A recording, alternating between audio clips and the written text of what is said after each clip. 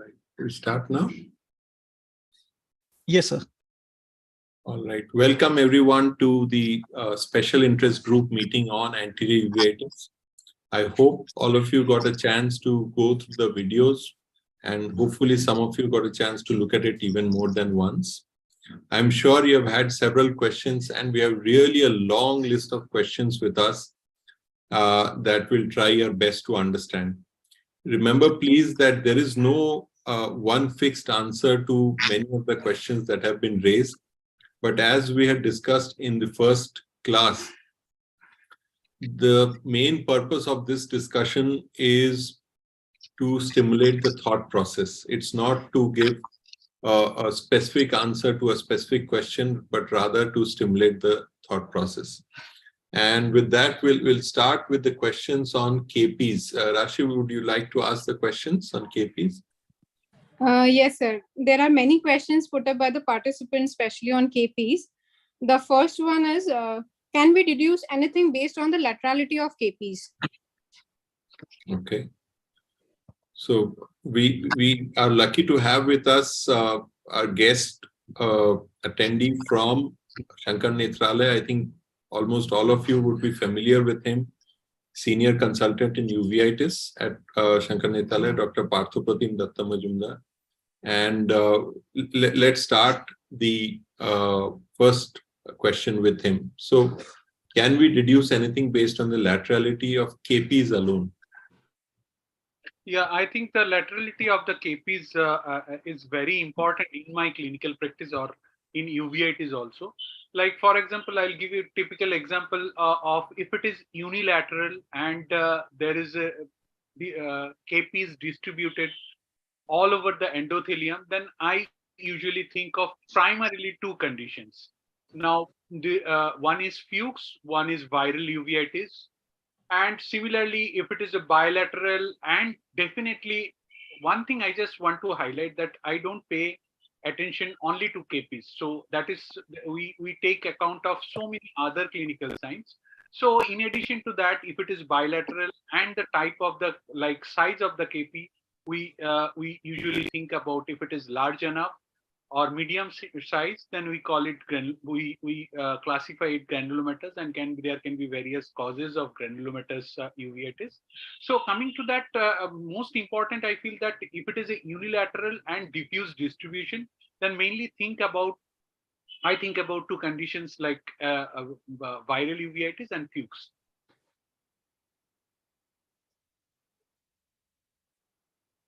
Yeah, thanks, Partho, for the answer. So the point we came down to is that unilaterality mainly signifies two important conditions: unilateral granulomatous anterior uveitis, and that one would be Fuchs, and the other would be other forms of viral anterior uveitis, which could be herpetic or cytomegalovirus associated anterior uveitis, right? Yeah.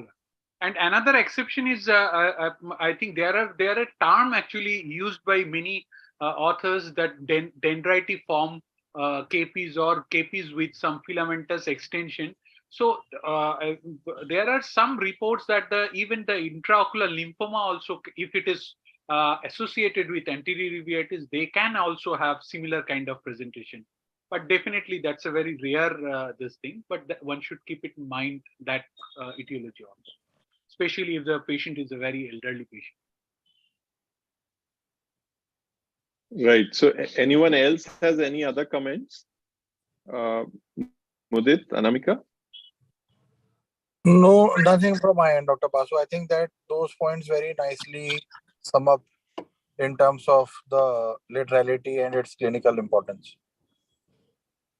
Yeah, even I agree with the same, Dr. Basu. So just to reiterate a point which I mentioned during the last presentation and also in our WhatsApp group today morning, that if you see a patient with unilateral anterior uveitis, it could be mostly granulomatous, but may also appear non-granulomatous, which is recalcitrant to corticosteroids. Okay, do think of viral anterior uveitis, even if all the other features are absent. Okay, at least give it a thought. So unilaterality, basically virus is the main thing that we are looking at. Of course, it could be another infection like TB or syphilis, or it could also uh, be a non-infectious condition. Even sarcoid could have a unilateral presentation as well.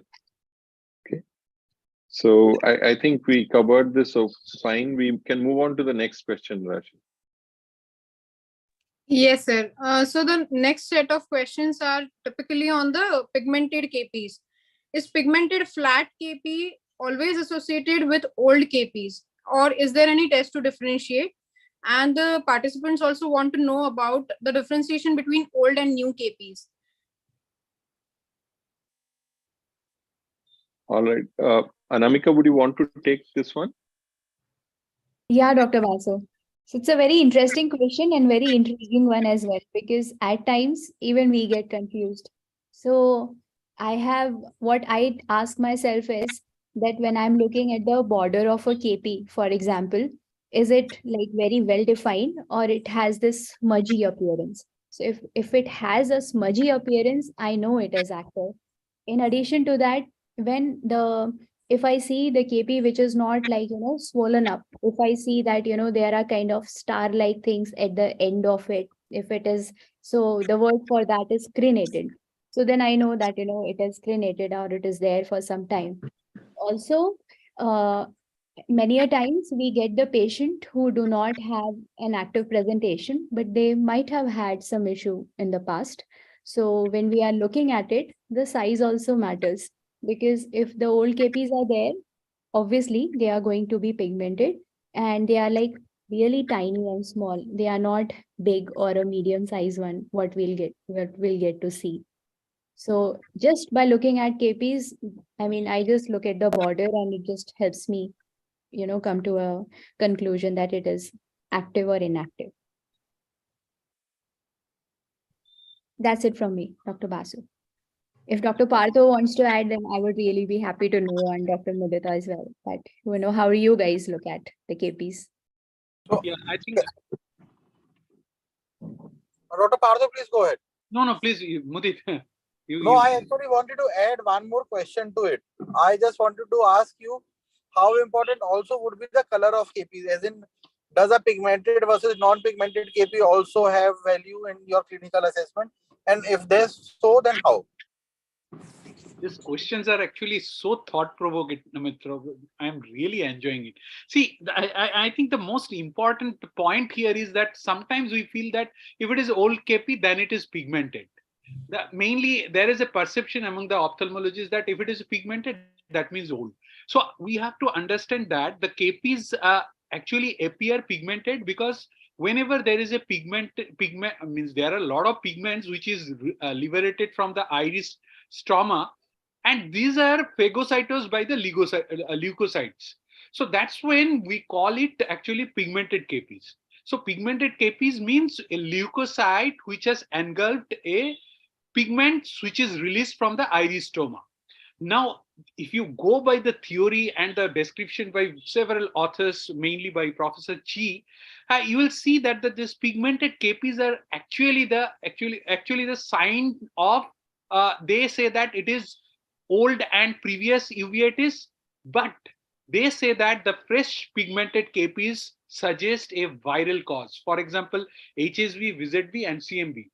So here it is very interesting that how will you differentiate between a active pigmented KP and a old pigmented KP?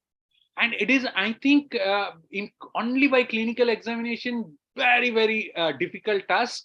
But one clue here is as provided by Dr. Anamika. She rightly pointed that if you can see the borders very carefully, you can actually able to differentiate that. So that is, I think she pointed out and explained very nicely that how you can differentiate that.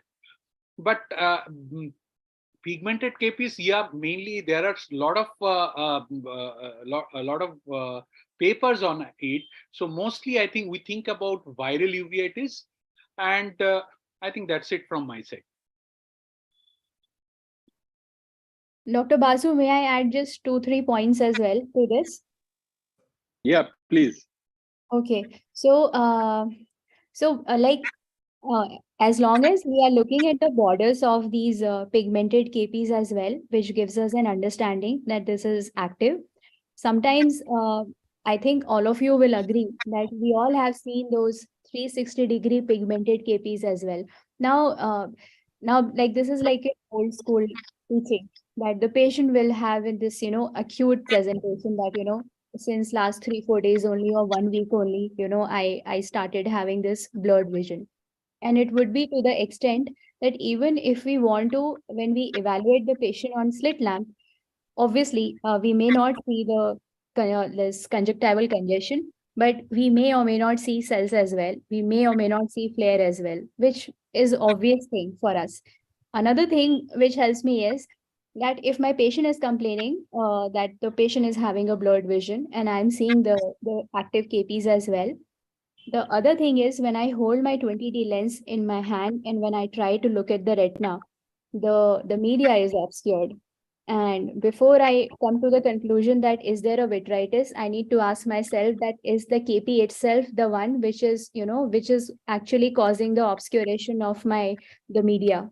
So when we are not able to see the retina also very well, it could be very well be the reason this pigmented KP itself, which again would tell you that this is something new, it's a recent onset thing. So that also can help us when we are clinically evaluating our patients. Very nice points, Partha and Anamika. So I think what we understood the differentiation from active versus inactive pigmented KPs is looking at the margins of the KP, where a crenated margin will suggest a old KP. Then looking at the associated signs of inflammation in the eye, be it in the antechamber, iris, or elsewhere, the drop in vision, all of these together will tell you that something active is going on. Okay, and then the last point, very interesting point brought up by Anamika about looking at the fundus through the KPs, and if you see that it's hazy again, it might suggest that it's a fresh pigmented keratic precipice that's obscuring the visualization of the fundus. All right. Can I just add 2 more points over here, Dr. Basu? 2 more points. Yeah. Yeah. So the first point is like what you very nicely said, and that is something which I guess all of us and all the people should keep in mind. And like what Dr. Patho said, so you will sometimes see pigmented KPs, and sometimes it may become difficult to differentiate whether you are dealing with an old pigmented KP or a fresh pigmented KP. But the point or the clue over here lies in what Dr. Basu just said. Look at the associated signs of inflammation. So if you see pigmented KPs with associated AC cells, congestion, signs of inflammation, that probably means that you are dealing with a fresh pigmented KP. One more condition sometimes where you can see pigmented mutton fat KPs. And if you see a patient with dense vitritis and you see mutton fat KPs which are pigmented, that sometimes can be a clue to an underlying ocular toxoplasmosis. So that is another clinical clue to the fact that you are dealing probably with a toxoplasma infection. If sometimes along with vitritis and a retinitis lesion, you also see pigmented KPs in them. And those are mutton fat pigmented KPs, not the typical stellate fine KPs which you may see in a viral infection. I think very, very important point you raised. So I think we should understand that the KPs are one of the most important sign in our clinical practice, but not to judge any uveitic entity only by the KPs, because sometimes it can be misleading. And one more point I just want to say that normally people ask that how will you differentiate between active and old KP? I think easiest answer is if there are any postgraduates, that by active KPs are white and round in shape, and the old KPs are faded and irregular in shape. Though it is very difficult, for that you have to, as Anamika nicely explained. And for PGs also, I just want to tell that one should know the pathological process by which a normal lymphocyte or active KP become old KP. The process is called hyalinization. So that's the hyalinization which make the KP from active to chronic or old. Thank you. Thanks everyone for the wonderful comments. I think we can move on to the next other questions on pigmented KPs. The next one is how to differentiate between old pigmented KPs and pigment dispersion syndrome, okay, in a patient with quiet eye. So as you know, that pigment dispersion syndrome comes with the other clinical signs. You will see the deep anterior chamber, the iris transillumination defects. You may or may not be able to find the Krukenberg spindle on the corneal endothelium. So I think together, all of these will tell you whether it's inflammatory, pigment dispersion or a pigment dispersion syndrome. That's my take on it. Anything else to add on this? Well, Dr. Basu, it just looks like those very fine iris pigments on endothelium. So they are not really KPs, they are just iris pigments on the endothelium, what we see in these cases. Yeah. And I'll just for sake of time, because we have such a huge list of questions, I am asking the questions directly myself. Is when we see uveitis in pseudophakic patients, if there are pigment clumps on the endothelium, how do you differentiate between pigment dispersed post-surgery and old pigmented KPs? Now, my take on this, and this was raised by Dr. Chi in the previous year's uveitis course, was one way to distinguish post-operative inflammation, provided there are no other posterior segment or iris, IOL related signs. That apart, one way to distinguish based only on the anterior chamber between post-operative versus previous uveitis is to look for evidence of KPs. So if you see actual KPs on the iris, that's probably related to the previous uveitis. But if there are no KPs, old or new, then it's unlikely related to previous uveitis. Is that okay, Partho? Yeah, I fully agree with you. Mudit?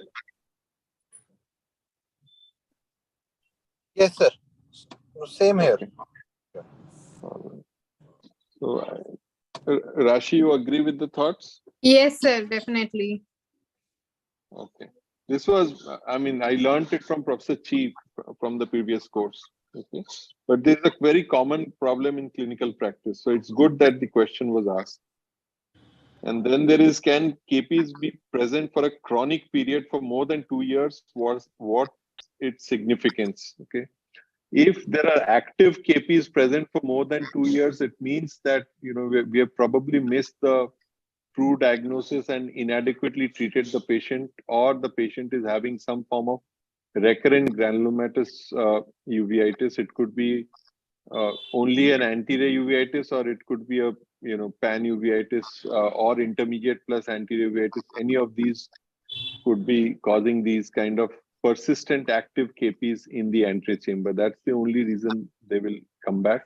Of course, like Partho mentioned a little while earlier, don't forget the masquerades. Okay, if you're especially at the extremes of age, if the patient is not responding to the treatment that you're giving to the patient, do think of the possibility of masquerades. Right? Yes, sir. Yeah. Partha, anything else on this? No. It's you have already summarized. Yeah. So few patients after undergoing vitrectomy developed KPs. What are these? Mudit? So I think the question needs to be probably better framed. The question was probably related to the end of vitrectomies. Like after endophthalmitis vitrectomy, after 3-4 weeks, we see KPs. So what shall we derive information from development of KPs after end of vitrectomy, which were not there before, but developed after 3-4 weeks later? No, there are 2 points over it, Rashi. First of all, what sometimes happens in a lot of these cases of endophthalmitis is, as the infection clears, as your corneal edema regresses, you start appreciating some of these details in a much better way. So there is a possibility that they were already KPs, and basically what we have already discussed is a sign of inflammation which is happening. The Yes. leukocyte. Now there are two thoughts over there and two different clinical scenarios which can occur. The first is the fact that now because your infection is regressing, your cornea is becoming clearer, you're able to appreciate some of these details better. The second is that now the infection is regressing, but there is still a persisting inflammation which is occurring. And if it's a bacterial endophthalmitis, probably then you just need to continue your patients on topical steroids for some more time, and these will go away. But Okay, so it's very development of, yeah. it is So very unusual for KPs to suddenly develop again. The only other reason can be if your lens is not properly placed in a bag, if the haptic is irritating the iris, and that is leading to a recurrent inflammation. And that or a chronic endophthalmitis, like a fungal endophthalmitis, which is developing, and you keep on seeing recurring inflammation. And those are cases which then become a candidate for an IOL explantation. But you need to err into that with slight caution, and you need to judge them carefully and wait and give this thing time. But if you are seeing a recurrent inflammation again and again, you have done a vitrectomy, the KPs are appearing again, there's a persisting inflammation, then you probably are dealing with a chronic endoff or a fungal endoff or even sometimes a propionibacterium acne. And some of the fungal endoff cases then become recalcitrant, and you may have to resort to an IOL explantation in these cases to take care of the inflammation.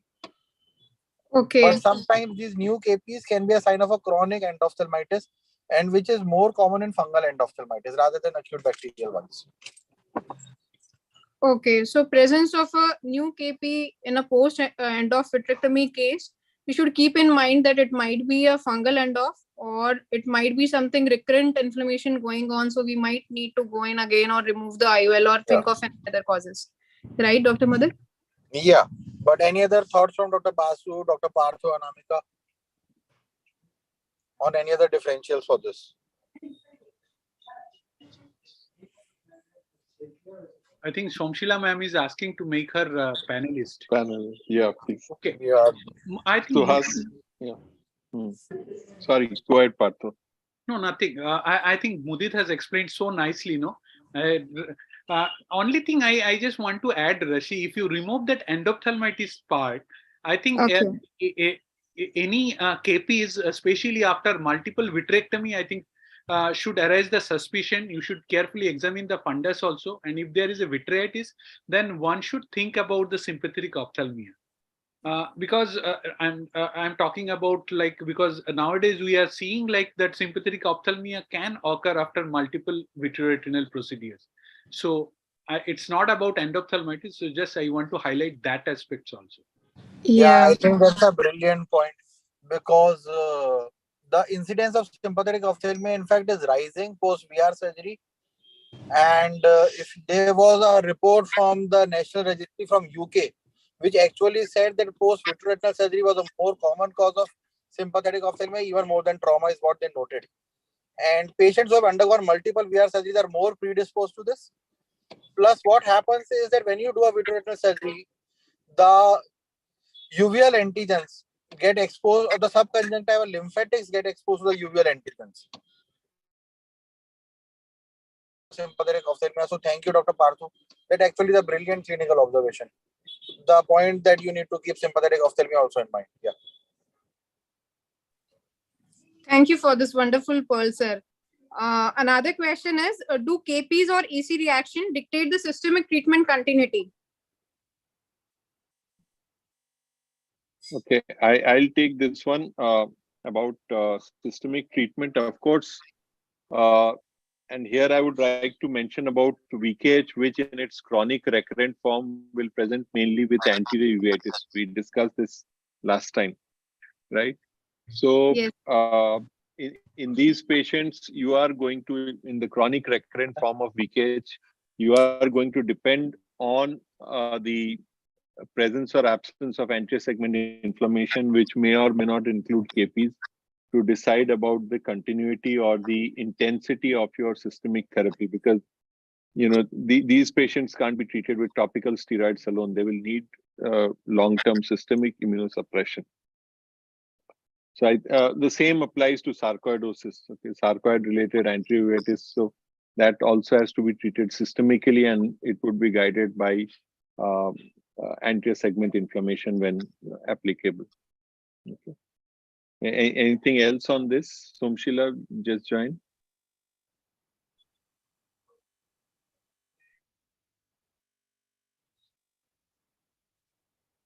Somshila, if not Partho. I just want to add one point, just to add to your.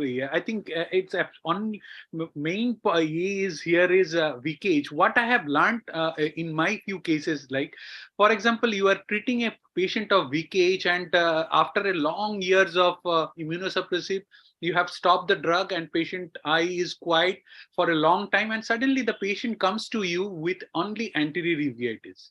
And during that time, you just examine, there is no vitritis, there is fundus looks absolutely normal with a little bit of red glow of sunset glow kind of fundus. So in that scenario, I have realized that if you see the anterior chamber reaction, one should actually do some imaging. I have done ICG in few such cases and realized that what was appearing absolutely normal to me in ICG, I can see some hypercyanescence hypocyanescence spots over the fundus. That means there was a subclinical posterior segment inflammation just starting. When the patient presented only with clinically detectable anterior uveitis. So I think definitely anterior uveitis has some role. Some entities like a Behçet disease, a patient of Behçet disease on TNF alpha blocker, absolutely quiet eye, otherwise only little bit of anterior chamber. These are the patients I think we should take help of imaging to rule out the posterior segment inflammation, which can be missed in our only clinical examination. I think that I just wanted to highlight that. Okay, thank you so much, sir. So especially the sympathetic ophthalmia and leakage cases, especially the chronic convalescent phase, we should keep in mind looking at the anterior chamber reaction to know about the systemic disease activity. What about other patients like ocular tuberculosis patients who suppose develop recurrent anterior chamber inflammation while the posterior segment has been quiet after completing the treatment of AKT? In those patients, do presence of anterior chamber inflammation should make us think about something? Yeah, so this is a very specific situation where the patient has already been treated with anti-TB therapy, typically for some form of posterior uveitis. Yes, sir. And it could be a serpiginous-like choroiditis or a retinal vasculitis or whatever. And that is clearly resolved. Okay? It's very clinically obvious that those lesions have resolved. And then after a few weeks, months, or the patient comes with only anterior chamber reaction. Sometimes it could also be an episcleritis or a scleritis. Okay. Yes. Yes. These sir. patients we have noticed, and we have published also a few years ago. These patients could be treated only with topical medications. Now, when I say only with topical medications, I'm talking only about non-granulomatous anterior uveitis or episcleritis. These can be treated with topical corticosteroids. But if you're seeing granulomatous inflammation again, okay, then probably you first need to revisit the diagnosis, whether it was TB to start with or whether it was something else. And then if that is again ruled out and you're again very sure that you're dealing with tuberculosis, then you should also consider the possibility of drug-resistant tuberculosis. Okay. Anamika, your thoughts on that? I agree with you, Dr. Basu. Topical steroids is the way to go for these, and revisiting the diagnosis if we are seeing the granulomatous KPs. Yeah. Okay. If suppose the patient is on the verge of completion of treatment, like 6 months of AKT is about to stop, or suppose 9 months of AKT is about to stop, and we see just anterior chamber reaction or cells, we need not continue the ATT, even for a year or something. We can just treat them with topical steroids, right? Yeah, assuming that this is a new onset anterior anterior uveitis, non-granulomatous anterior uveitis. Yeah. Granulomatous, the story changes completely. Okay. Yes, sir. Okay. Thank you so much, sir. Rashi, Partho, you have any additional thoughts on this? No. I'm still, yeah. Okay. Absolutely. All right. Let's go ahead, Rashi. Yeah. So the next question is, what is the significance of a globular KP? Can we diagnose dendritic and globular or infiltrative KP just by slit lamp examination, or do we need to do a confocal microscopy? Somshila. Yes, I think it's her question, ma'am. I think Yeah. I don't have any experience on IVC. Somshila, ma'am, please. I think there is some problem with the connection. Okay, we can ask her when she comes. Yeah, whenever she comes back. But let me answer that this is essentially a clinical evaluation. I hope you could go through that wonderful review by Professor Chi on keratic press plates, which was shared in the reading material. So there were two types of KPs with branching outlines that are described. One is the dendritiform KP, and the other is the infiltrative KP. Now, what I understand the difference between dendritiform and infiltrative is the core of that KP. If the core of the KP is very small and some of the branches are also interconnecting between different KPs, then those are the infiltrating KPs or infiltrative KPs. And I'm sure you would have noticed them many of you would have noticed them in your clinical practice. However, if the core of the KP is slightly larger and the branches are not connected, then those are called as dendritiform KPs. In general, what I understood is that these kind of patterns are typical of viral infections. And it's not just the herpes viruses or CMV cytomegalovirus, but many other viral infections will have this kind of dendritiform KPs. You don't need a confocal microscope to make these kind of diagnoses. Just increase the magnification and look at the margins of the KP well.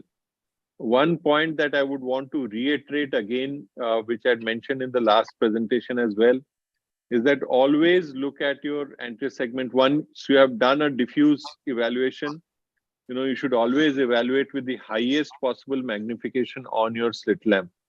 Then only you will get a good understanding of the morphology of the lesions that you are trying to look at.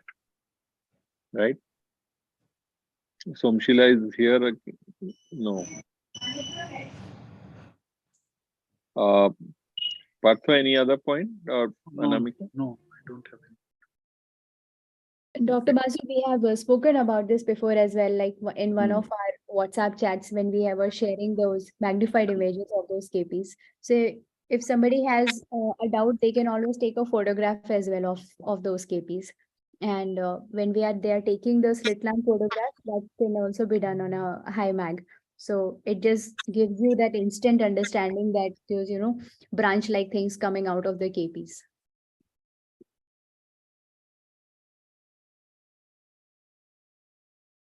Right. Rashi, are we done with the questions on the KPs or there's still more left? Yeah, sir, almost done. The last question, which was just recently put, can you explain the morphology of different types of KPs? Yeah, so we just described the different morphologies of KPs, right? Yes, yes, sir. The globe. So first of all, you have to differentiate between non-granulomatous versus granulomatous. And I would say there's a little bit of controversy about what really fits into non-granulomatous.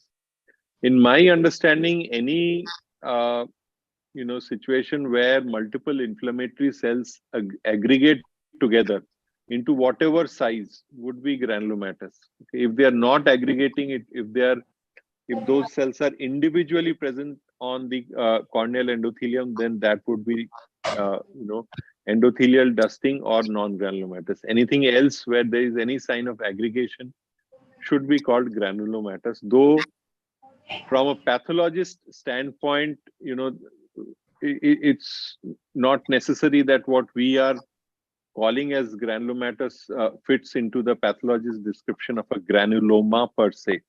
If you remember the presentation, I had shared pictures from the 1959 paper by Hogan, where they had given the histological sections of the keratic presperates.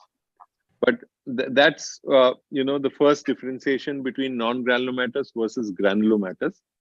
Amongst the granulomatous, you look at the margins of the KPs, and if they are smooth and round, then they are typically the globular KPs. These could either be pigmented or non-pigmented, pigmented as we just heard. If they're fresh pigmented KPs, the most important thing you need to rule out is viral anterior uveitis. But we also heard now that it could also be toxoplasma. Actually, whatever manifestations viruses cause with respect to pigment, with respect to high intraocular pressure, all of these can be seen in toxoplasma also.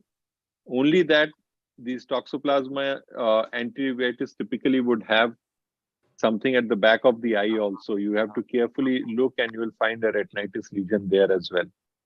Now, so that is a globular KP, which may be pigmented or non-pigmented. Then you have these ones which have branching patterns, and these have been given different names. We just talked about non-granulomatous, and we just talked about, I'm sorry, we just talked about the dendritiform, and we just talked about the infiltrative form of KPs with branching patterns. Again, these are signs of viral infections, and the most important viral infection where you see this is Fuchs anterior uveitis.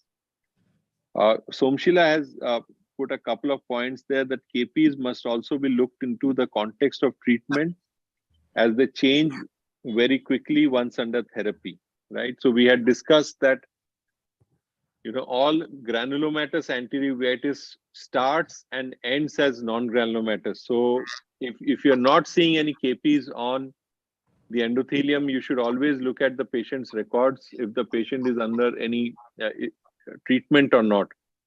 Typically, the patient would have been started on topical corticosteroids by someone else, and by the time they come to you, the KPs would have gone. And that might influence your classification of that anterior uveitis into granulomatous or non-granulomatous. So this is a very, very important point. Okay. Partho, anything else to add on this? No, I don't have anything. Or any disagreement on any point? No, I fully agree with you. Okay. All Yeah. right. Thank you so much, sir, for this very nice points. Now there are certain questions on the general aspect. One participant is asking, when only anterior chamber cells are present without any other anterior or posterior findings, is it uveitis or something else? And how to differentiate between old and new cells, anterior chamber cells? I think Partho will request you on this one. No, if anterior chamber cells are there, then I didn't get the question. Only AC cells are there and no other AC or anterior chamber or posterior chamber findings, whether it is uveitis or something else. Also, how to differentiate between old and new anterior chamber cells? No, first of all, if there is cells in the anterior chamber, then definitely there is a breach in the blood aqueous barrier. So we have to consider it as a uveitis only. So now the participant is also asking that there are no other clinical signs and all. So in that scenario, I'll suggest just rule out that whether you are not confusing the cells with pigments with cells. So because sometimes what happens, some patients who has elderly patient, or if any patient who has come for eye checkup after a long time, or whose eye pupil has been dilated after a long time. So on top of that, if we are using phenylephrine, which can actually release a lot of pigments, so this kind of patients can have pigments in the anterior chamber cells, and sometimes we see that some resident or the junior resident sending this patient to uvea clinic as confusing them as a anterior uveitis. So it is very important to rule out pigments in the anterior chamber from a case of anterior uveitis. This is number one. The number two, the question is how to differentiate between old and New anterior chamber cells. Anterior chamber cells. I think it is very difficult to this thing, because there is I don't think there we can differentiate old cells in the anterior chamber, because any you can differentiate uh, between the pigments and the cells, because the pigments are smaller in size, little brown in color, and relatively densely packed than the cells. Cells are little larger in size and little whitish, yellow whitish in color. But when I say this differentiation, you have to actually examine a lot of patients of uveitis to understand that differentiations. I think it will be very difficult to differentiate between what what you have labeled as a old anterior chamber cells. I'll ask other panelists' opinion on that. Hi, am I audible? Yes, please. Yeah, Yes. yeah, very much. Okay. So you have, sorry, couldn't get through earlier because I was not audible or my connection. Interesting question. So I don't think there is something called old cells. Exactly. If there are cells, it means that there's active inflammation. There can be, the density of cells can be less. True. Yeah. So on the other hand, you can have old vitreous cells. So these are cellular ghosts or something like that, which are loculated in the vitreous gel. But concern, you can't have old cells, new cells. It's cells. It's active inflammation. Okay, there is a comment from our learners to switch on our videos. I think we should. I mean, for all of us who can, let's switch on the videos. Okay, that's important. Can I be excused? I'm driving actually. I'm on my way back from the OR. That's all right, Mudit. Yeah, but I think we should have done this earlier. Thank you for reminding us. Yeah, what are the other questions, Rashi? Yeah, so the other questions are on traumatic uveitis. Can we find KPs in suspected traumatic uveitis, and what kind of KPs might be present? Somshila, your thoughts on? So in traumatic, also you have you most of the time would have fine KPs. Sometimes you don't see any KPs by the time the patient gets to you. And you see a lot of pigments as well as cells in these cases if it's traumatic. You don't see granulomatous, for example. Right.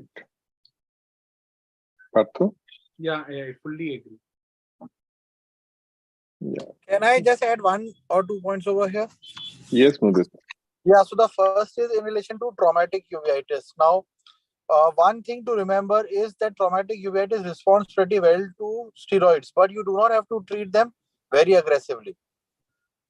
These patients have a propensity to develop a quick spike in IOP, whether it is because of the pigment dispersion that happens, or sometimes because of an angle recession that can happen associated with trauma, or even otherwise. But usually, a lot of these patients will have a sudden propensity to develop a sudden spike of IOP. So you need to monitor them carefully.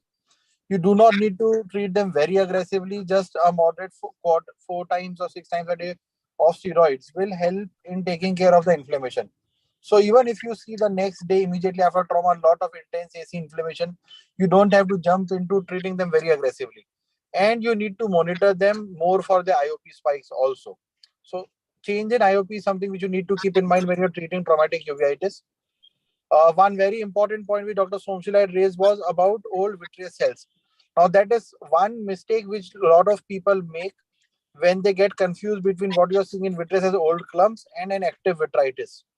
So active vitritis, you will see multiple cells, you will see dot of vitritis, but when you see old pigmented clumps or these ghost cells, which are interspersed with the vitreous matrix. So when you look at it retrolentally, you will see vitreous gel moving, and you will see those cells moving along with the vitreous cell gel, meaning thereby that they are interspersed fixed to the vitreous matrix. Then those are not a sign of an active inflammation. but of an old insult.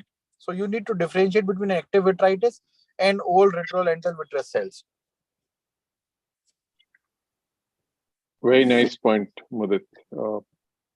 Anamika wanted to add something. Yeah, Dr. Vasu. So, two things. So, what we have learned from Dr. Avinash is that here in our campus, we, for in patients with traumatic uveitis, we do not prescribe topical steroids. We treat them only with the topical NSAIDs. And the reason being, because if we start topical steroids, if a patient develops a raised IOP, it would be really difficult to differentiate it's happening because of the steroid response, or it's happening because of the angle recession, or if the iris pigments have really clogged the trabecular meshwork. So that's the reason why we have a strict policy here in GMRE. We are not allowed to start topical steroids. So we don't do that. That's one. Second thing is the point about iris pigments. Now, at times, even in the anterior chamber, we see the AC cells which are admixed with the iris pigments, and sometimes people get confused that the AC inflammation is more, whereas that's not the case. Sometimes it would be just one or two cell and some 10-15 iris pigments, not pigments, sorry, those iris pigments in the anterior chamber itself. So that also can confuse somebody, and they might think that it is a lot of cell. So it's really important to look at the color of the cells as well, because cell is not going to become pigmented, is going to be the iris pigment itself. So as long as we have that mindfulness when we are examining the patient, we would not be prescribing the steroids in the patient, because I remember seeing one patient who developed a steroid response when he never had a uveitis. It was only AC cells because of some insult, and because of constant treatment with the topical steroid, developed a steroid response later. So that's it from me. Thank you. I think these are very important points which we'll not find in textbooks very easily. Okay, these are points gained from practical experience, and I hope the audience is able to make good use of these. Okay. Dr. Rashi Basu, will, my apologies, just yeah. one more point. Can I just add one last? Yeah, sure. Yeah. So somebody asked a question earlier regarding whether if they are seeing cells, is it uveitis or is it not uveitis? Now, one thing which you need to also keep in mind when you examine is look for iris neovascularization. If you're seeing iris neovascularization in the presence of cells, then that can be a clue to an underlying ocular ischemic syndrome. So that is one more differential which as ophthalmologists we should keep in mind. So when you said about non-uveitic entity leading to cells in the AC, now think of ocular ischemic syndrome also as one differential. And that is why whenever you see cells, it becomes important for you to also keep at the back of your mind to check for any iris neovascularization.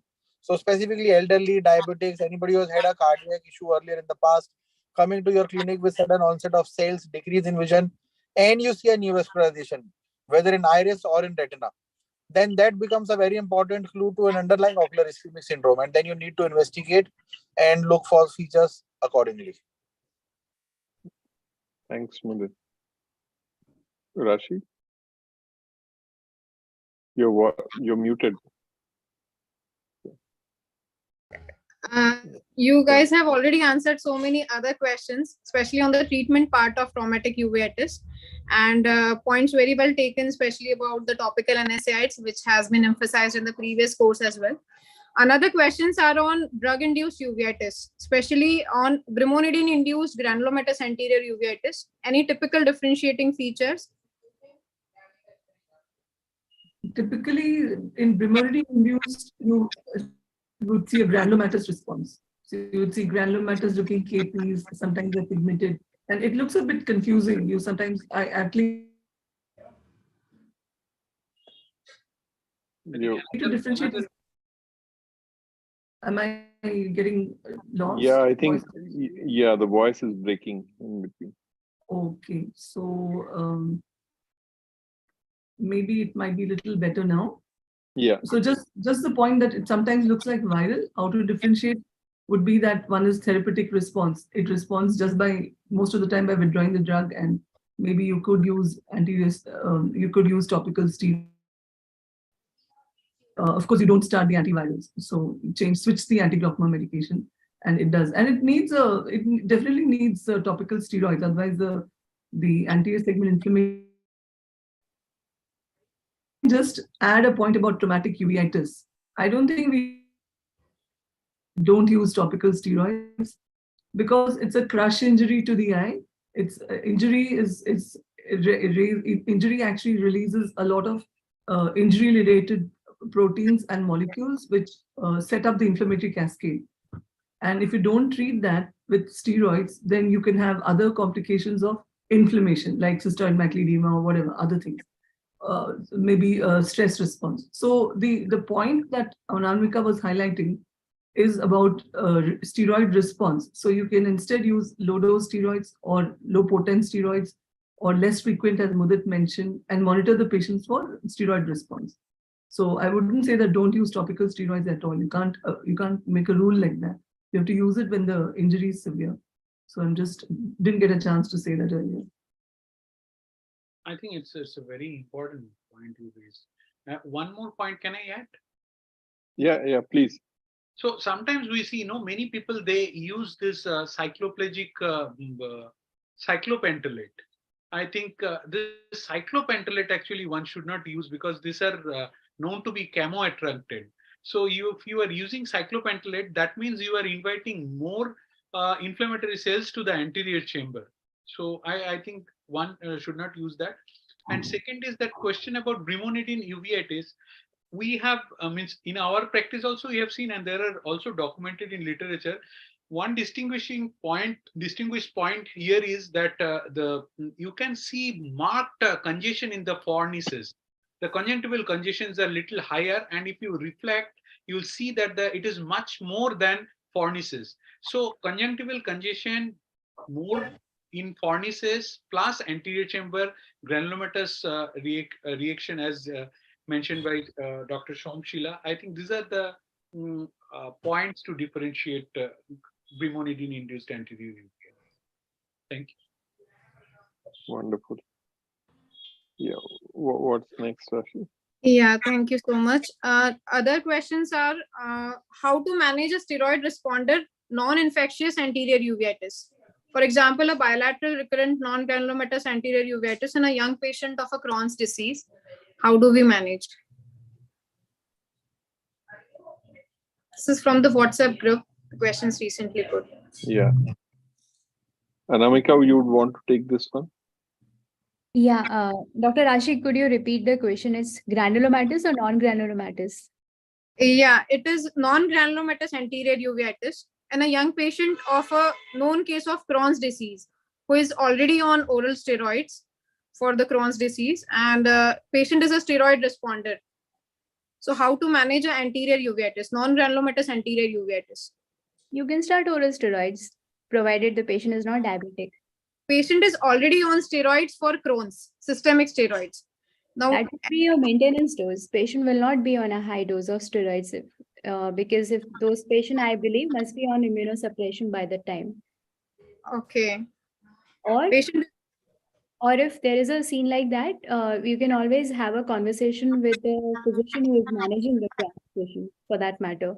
And we can always inform them that, we are seeing the anterior chamber inflammation and this is the scenario. So that can be done. And if you have that issue, then you can still start topical steroids and you can start AGM. Okay? Because I understand there are difficulties, but you feel that your hands are tight, but you can always, under the cover of AGM, you can start topical steroids. That's the scenario. Yeah, she mentioned that the IUP shoots up to 43 or something anytime the Predfort is started, and the patient was already on budesonide, systemic steroid. That's really difficult then to manage. I would have started oral steroids then. Okay, ma'am. Somshila ma'am, you wanted to add something? So I was just, Anamika covered it when she said that you can also start the patient on maximum medical therapy for glaucoma, as well as start the topical steroids. And you can go a little lower than what you would start for a patient with inflammation. So the dosage wise, if you would have started too early for severe anti-uveitis, you go 4 early here, something like that. Use atropine to help you more, and use it for a couple of weeks and then cut back and go to lotepred or something like that, and use NSAIDs as well. So again, we can't customize the we have to customize the therapy for this patient who has quite a few problems. And sometimes even using other oral agents like acetazolamide with Crohn's disease that might cause problems for the patient. So everything is a problem. Worst case scenario would be that after to use other agents, immunomodulators and so on for long-term control. Yeah, Parthu? Yeah, I just want to think slightly different, because this irritable bowel syndrome with recurrent anterior uveitis in a steroid responder patient, and when especially the patient is already started on some oral steroid or immunosuppressive and not responding, what I'll do, I'll just talk to the rheumatologist and ask him to shift these patients to biological. Because I have seen few cases like if they are steroid responder, even we start the medicine, subsequently they will reach a stage where they will require surgical intervention. So if the rheumatologist agrees, I think these are the perfect candidate for the biological, and that may actually reduce the anterior chamber inflammation also. Yeah. I'll just add a point which is not directly related to the question, but it is the steroid response risk between topical or let's say local corticosteroid versus systemic corticosteroid. And we have this, for example, patients of VKH who turn out to be steroid responders. And these are the patients where I increase the dose of systemic corticosteroids, and my glaucoma colleagues were never happy that I was giving them more systemic corticosteroids. So I recently had a discussion with our head of glaucoma service, and before that I did some background reading myself. In fact, there's a very nice paper on steroid-induced glaucoma in the journal Eye. I forgot which year it was, probably 2009 or 10. And that paper informed that the risk of steroid-induced glaucoma due to or steroid-induced raised intraocular pressure due to systemic corticosteroids is very strongly related to the duration of treatment. So if you give for a longer period, typically patients with different rheumatic diseases or transplantation patients who are on long-term systemic corticosteroids, they are the ones more prone to developing steroid response due to the systemic steroids. And this was my impression all the time. And this is what I told my head of glaucoma service.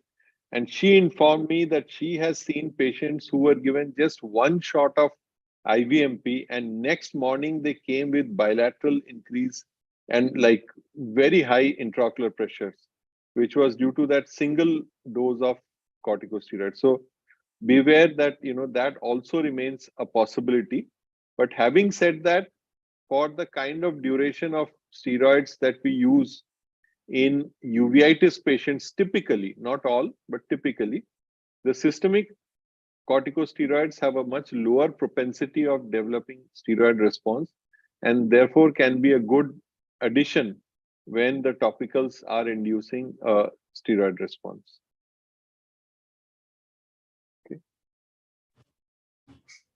Okay, sir. Go So ahead. the next set of questions are on viral anterior uveitis. There are a few questions that is it essential to differentiate the type of virus while dealing with viral uveitis?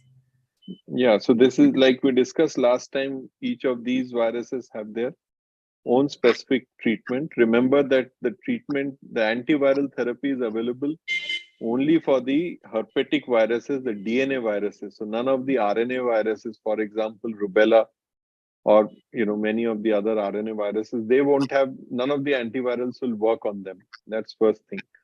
Then amongst the herpes viruses also, you have seen that the dose of acyclovir or valacyclovir is different between the herpes simplex and the varicella zoster virus. And again, if it's a cytomegalovirus, it has a totally different antiviral, which is ganciclovir. Okay, so it is very important to distinguish between the different types of viruses. and because that will be required for starting the appropriate antiviral therapy. Okay. I think this was a very straightforward question, so we can move on to the next one. Should we consider IOP reduction as a part of treatment for CMV uveitis is the next question. Yeah, for any uveitis with high IOP, we have to give IOP reduction therapy along with that. I mean, that's quite yeah. One thing which I have learned from seniors is that in viral anti-uveitis, typically the AC inflammation is relatively less, except probably in zoster herpes zoster associated uveitis. The AC inflammation is relatively less.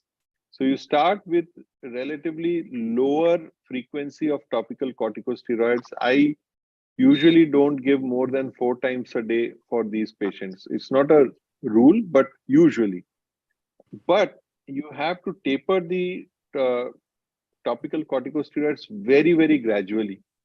So, for example, when it's 2 times per day, it stays for 3 to 4 weeks. 1 time per day, it stays even longer.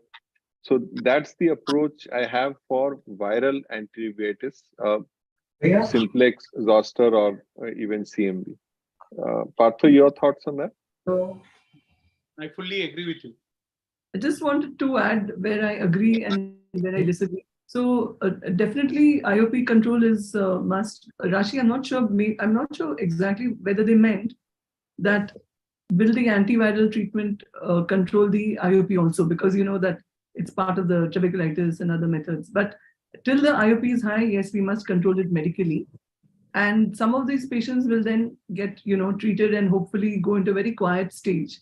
And that's why we start cutting down the anti-glaucoma medications. Slowly we can withdraw the anti-glaucoma medications, just monitor them. And this is as Soumya said, that they'll be on a long-term therapy of topical, very low-dose steroids, or as well as the antivirals. So maybe one of the things we can knock off is the anti-glaucoma medication. But when its pressure is high, they need it. If the patient's balance is tipped, that means they've had the disease for so long that the angle structures are fired, then we can't kick back the anti-glaucoma medication. So in fact, some of these patients have progressive loss of field and disc and so on progresses. They need anti-glaucoma surgery also. So that was about the IOP. The part where I kind of differ about the topical steroids. So Professor Chi and others, they always teach that the viral uveitis needs much less frequent steroid dosing. But we have so many cases where that doesn't help. I used to try to do that. And at least in the starting point, when they come with, with the disease is very active, they need a higher dosing. They may not need 1 hourly, 2 hourly, not like the HLA-B27 patient, but QID sometimes doesn't cut it. I find that I have forced to increase it for a couple of weeks and then bring it down. So I think we may see a little bit more inflammation, especially with the where they have the pigmented KPs kind of variety, whichever virus it is. That's the only difference. So zoster typically will have more anterior segment inflammation. We learned this from Professor Chi's paper only. And the vitritis component may also be very significant, even in the absence of retinitis in zoster patients. So they will need more aggressive anti-inflammatory therapy, like you mentioned. Even with CMV, so when you're using less frequent dosing, the inflammation doesn't settle, the pressures are still high. The minute you step up the topical steroids, the IOPs go down. So I think it's a kind of a viral dose dependent, you could say that way, depending on the load of the virus, something like that. I think this is a very important point you have raised. I have also seen in some patients, if it is IOP rise is due to the trabeculitis, then if you use the topical steroid, then it helps to reduce the pressure. Right. Because the trabeculitis gets resolved with the help of topical steroid and which increases the outflow and the pressure becomes normal. So I think it's very important. Wonderful points. Thank you. Rashi? Yeah, so there are other questions on Fuchs uveitis syndrome. Do we give systemic antivirals in Fuchs? And if not, why? What is the role of systemic antiviral in Fuchs? So as I just mentioned that Fuchs is typically associated with rubella virus, and rubella is an RNA virus. RNA virus. So for RNA viruses, there are no antivirals currently available. So that becomes irrelevant. However, in Southeast Asia, particularly cytomegalovirus may have Fuchs-like presentation, and those are the cases that may need treatment with anti-cytomegalovirus therapy. When we say Fuchs for all of us, I think in this group at least, we are talking about the rubella virus Rubella. yeah, in our mind. But Fuchs, the other one is Fuchs-like, or the CMV looks like, resembles just like Fuchs uveitis. Okay, so the next set of questions are on HLA-B27 uveitis. The first question is, do we have cases wherein HLA-B27 has anterior vitreous spillover, but patient is already on treatment with topical steroids? The AC reaction is reducing, but the anterior vitreous cells are increasing. So do we need to reconsider revising the diagnosis in such a case? I think one point that we need to mention and always remember is the classical old Parsons teaching that mostly these cases are iridocyclitis. They are not iritis alone. So when there is a, I got this message from the man himself, Professor Doug Jabs. So I had sent him my write-up on approach to uveitis based on his chapter. And I called, AC reaction with spillover, vitreous cells. And he wrote back saying that, there is really nothing like spillover where cells from the antechamber are floating into the vitreous, or from the vitreous they're floating into the antechamber. The cells that you're getting in a particular anatomical compartment are coming from inflammation in that compartment. So if you are seeing vitreous cells in HLA-B27 associated uveitis, it is because there is a cyclitis also happening along with the along with the iritis. It's a iridocyclitis. So, maybe if your AC reaction has cleared up and there is still a significant amount of vitreous cells, that would mean that, that there would be a significant component of cyclitis remaining. Okay, we'll move on to the next question. Yes, sir. So what should be the treatment modality for negative HLA-B27 but positive arthropathy with recurrent uveitis?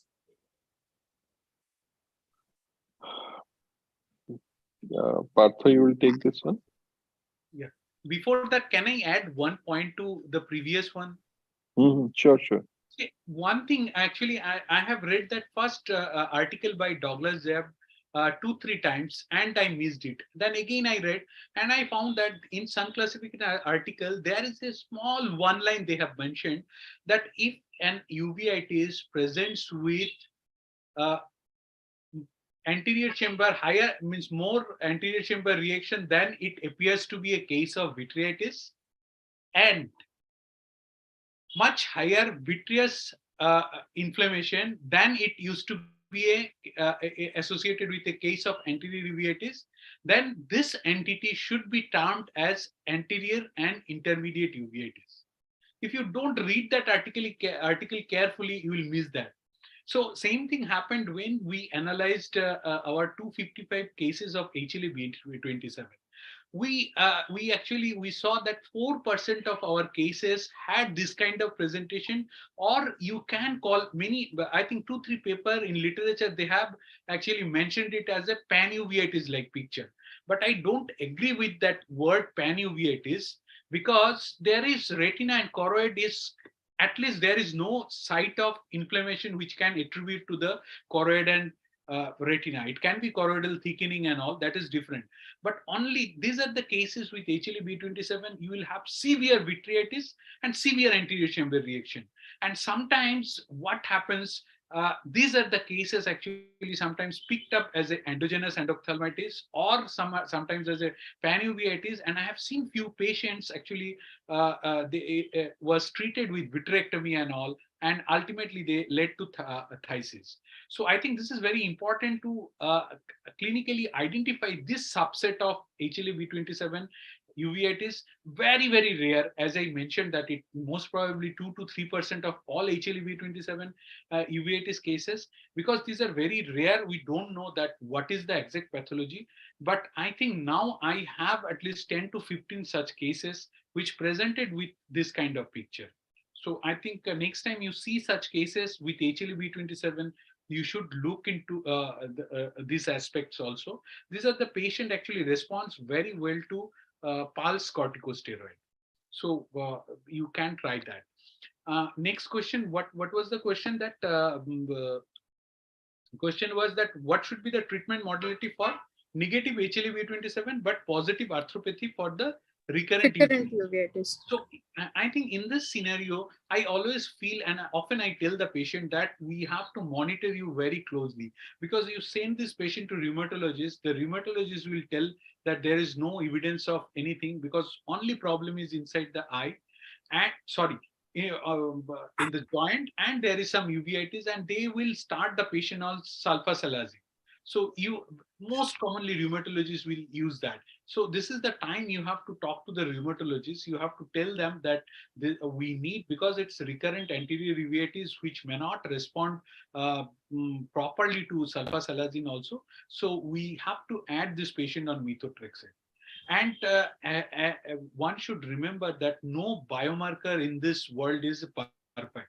So it does not mean that HLA-B27, if it is negative, then it will stay negative for lifelong. It can, after a certain period of time, any biomarker, not only HLA-B27, it can be ANA or any other biomarker, can be positive. So you have to tell the patient that they should come for regular follow-up, and I think talk to the rheumatologist for treatment which can help the uh, management of intraocular inflammation also. I think that's all from. Yeah, thank you so much, sir. That also reiterates the fact that systemic treatment is also so much important. And if suppose the topical steroids are not working or the inflammation is not getting controlled, the systemic treatment will play its role. And I also remember from a previous course that oral steroids, rather than oral steroids, methotrexate is better in a patient of HLA-B27 because of reactive arthritis. Am I right on this part? Preference of oral steroids versus methotrexate, if at all the vitreous is getting involved or the inflammation is not responding to topical steroids. So methotrexate is not something that will work immediately. It will take 2-3 months to start working. So, we have to treat the vitritis with some form of corticosteroids, either a posterior subtenance or a oral corticosteroids. But recently I heard someone saying that you should avoid adding oral corticosteroids in patients with, only with uveitis and HLA-B27 uveitis and not with any systemic condition. I don't know what was the logic behind that, but I did hear that. Somebody was saying that reactive arthritis has something to do with avoiding oral steroids. Oral steroids, yeah. You can treat those with posterior subtenance. Yes, sir. Okay. The next set of question is again on HLA-B27. What is the reason for low IOP in HLA-B27? Yeah, so the reason for low IOP is the strong cyclitis component in B27 associated anti-uveitis is what my take is. And that's why we see, and so when at the initial presentation, and we're not talking about chronic disease at all, in the acute presentation, if you have a patient with high IOP, first presentation, not treated with any corticosteroids, okay, then you can effectively rule out the possibility of B27 uveitis. Partha, your thoughts on that? Yeah, fully agree with you. Okay. Somshila, any other thoughts on low IOP? No, I think it just gives an indicator of the severity of the inflammation. So even if you seem to not see that much inflammation in the anterior chamber, it means the cyclitis component is high and you need to give intensive medication to this patient. I think we have come to the last question, and I'm very eager to take the last one. It's a very interesting question. Go ahead, Raj. Yeah, somebody said that I was wondering why stress and lack of sleep would cause recurrent episodes of HLA-B27 uveitis. Don't both these increase serum cortisol causing CSCR, which is usually a steroid, and surprisingly, steroids are supposed to suppress inflammation and used to treat steroids. Yeah. So how do you connect stress and lack of sleep with recurrent episodes of B27? I think the current understanding on the pathogenesis of B27 associated inflammation in the body, not just uveitis, but any other inflammation in the body, is related to the gut microbiome. So we mentioned this very briefly in the previous class as well. And it is thought that all these factors, seasonal changes, dietary changes, stress, then lack of sleep, all these are somehow associated with the changes in the gut microbiome, and thereby increase in the inflammatory episode. Anamika, you I agree, Dr. Vasa. I was only just thinking about the caffeine actually. so caffeine is good or bad? It's good. Okay, it's good. All right. I think we all need a bit now, but that's another story. Partho, your thoughts on this? That's fine. I think Somshila? No, not too many thoughts on regards to HLA-B27, but microbiome, yes. The point that you raised.